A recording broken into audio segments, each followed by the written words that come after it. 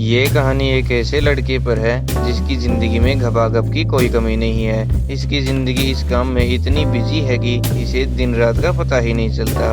यह दिन रात सिर्फ यही काम करता है और सुंदर सुंदर लड़कियों के साथ अपने काम को अंजाम देता है। लेकिन इन सब के होने के बावजूद भी यह हमेशा टेंशन में रहता है।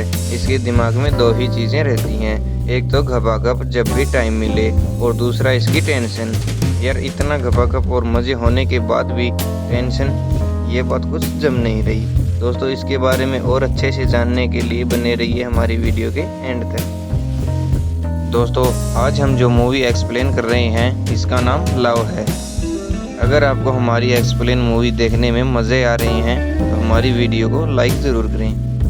मूवी के स्टार्टिंग सीन में हमें सबसे ज़्यादा मज़े करने वाले लड़के को दिखाया जाता है और उसकी वाइफ को दिखाया जाता है और इस मज़े करने वाले लड़के का नाम डैन होता है और डैन की एक लड़की भी होती है। डैन अपनी छोटी लड़की को गोद में उठाता है और अपनी बीवी को लाकर दे देता है। डैन कमरे से बाहर आता है और दूसरी लड़की के पास कॉल करता है क्योंकि डैन कभी भी एक लड़की से खुश नहीं रहता और इस लड़की का नाम शैली होता है।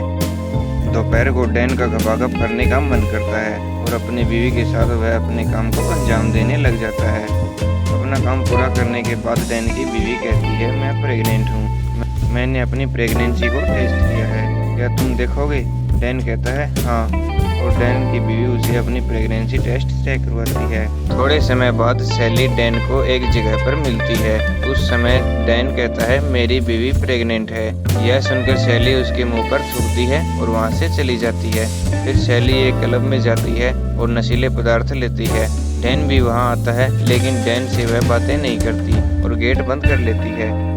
दूसरे दिन डैन सैली से बात करता है और अपनी बीवी जेरी से मिलने को कहता है और डैन दोनों को खाना खिलाने ले जाता है। तीनों साथ में खाना खाते हैं। तभी जेरी सैली से कहती है तुम हमारे साथ हमारे घर चलो और तीनों घर चले जाते हैं।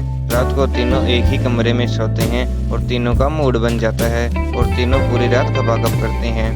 दूसरे दिन डैन सैली के साथ कहीं दूर घूमने जाता है। वहाँ दोनों कॉफ़ी पीते हैं और बाहर का नज़ारा देखते हुए घूमते हैं। रात को दोनों मूड बनाते हैं और अपने काम को अंजाम देते हैं। अगली सुबह सैली अपने ऑफिस जाती है और डैन को भी साथ ले जाती है। ऑफिस में काम करने के बाद दोनों शाम को एक क्लब में जाते हैं और दोनों नशीली चीज़ें लेते हैं। उसके बाद सैली को नशा हो जाता है और डैन को वहाँ एक लड़की मिलती है। डैन उस लड़की को बाथरूम में ले जाता है और उसके साथ ऊपर नीचे करता है। यह पता चलने पर सैली नाराज हो जाती है। सैली के नाराज हो जाने पर डैन से अकेला नहीं रहा जाता और तभी डैन एक नई लड़की को अपने रूम पे ले आता है और उसके साथ अपने काम को अंजाम देता है। वैसे इस बंदे की जिंदगी है बड़ी कमाल। यार इतना घपाघप करके तो हाथी भी थक जाता है, लेकिन यह बंदा पता नहीं कौन सा रिकॉर्ड अपने नाम करने की कोशिश कर रहा है। एक शाम को क्लब में डैन के साथ सैली के दोस्त की लड़ाई हो जाती है और डैन उसके सिर में बोतल फोड़ देता है। फिर सैली का दोस्त उसे पुलिस को पकड़वा देता है और कहता है इसने क्लब में आकर मेरे साथ मारपीट की। फिर सैली पुलिस के पास जाती है और डैन को छोड़ने को कहती है। फिर पुलिस डैन के साथ थोड़ी देर पूछताछ करती है और डैन को छोड़ देती है। फिर डैन कुछ न कुछ करके सैली को मना लेता है और कुछ दिन तक सैली के साथ रहता है। सैली के साथ वह अलग अलग जगह पर जाता है और सारा दिन वहाँ घूमते रहते हैं। दोनों आपस में बातें करते हैं। दोनों अपनी अपनी बातें एक दूसरे को बता देते हैं। फिर डैन का मूड बन जाता है और सैली को डैन एक होटल में ले जाता है। वहाँ डैन अपने काम को अंजाम देता है। थोड़े दिनों बाद दोनों घर आते हैं।